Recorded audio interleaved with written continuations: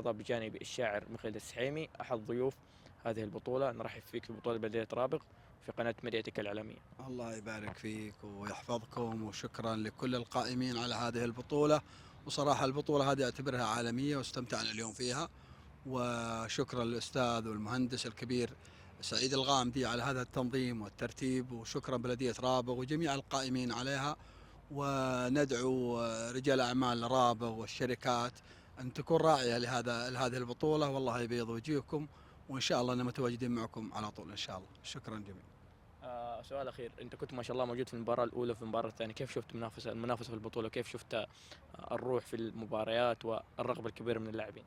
صراحة المباريتين كلها قوية من جميع الفرق ما شاء الله، أحس أنهم متكافئين جميعا، والله يبيض وجيههم، قدموا أشواط حلوة ومباريات حلوة، والله يعطيهم العافية. صراحة شيء جميل واستمتعت أنا مباريتين، أول مرة أتابع مباريتين مع بعض.